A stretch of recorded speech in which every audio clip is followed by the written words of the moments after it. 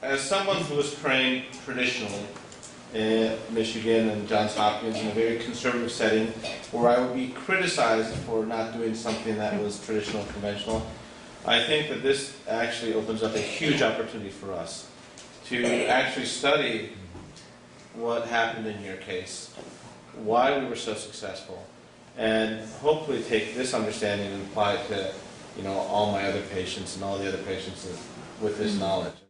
My day job is traditional oncology, and I can tell you at Hopkins we do it very well.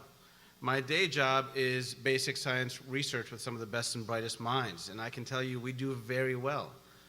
But we need to do better. Patients are still dying. We are still having many millions of diagnoses of cancer every year.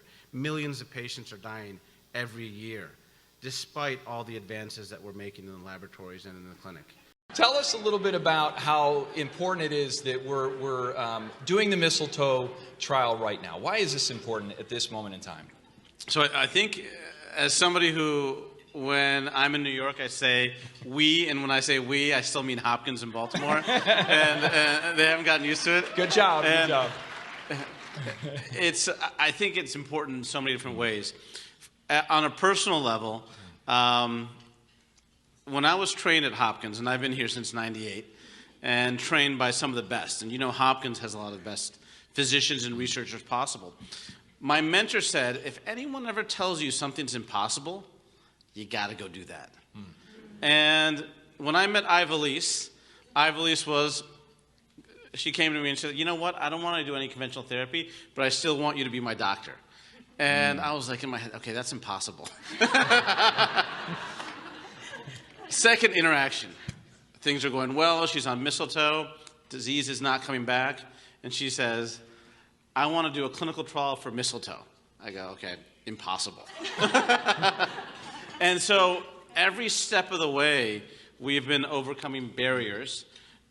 We've been doing things that other people aren't doing.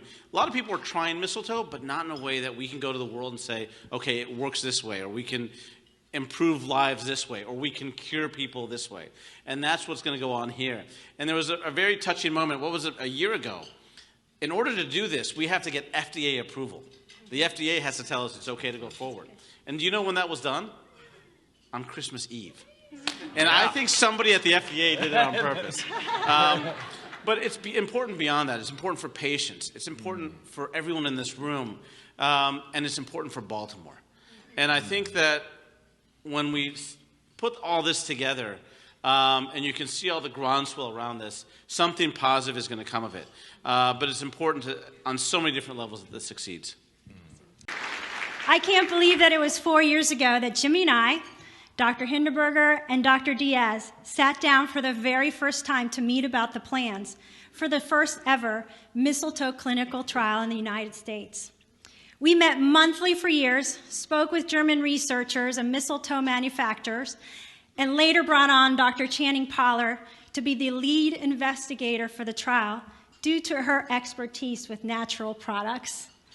And during that time, Believe Big also started to raise the needed funds for the trial. We are here at this very moment in time because so many of you tonight gave to make it a reality.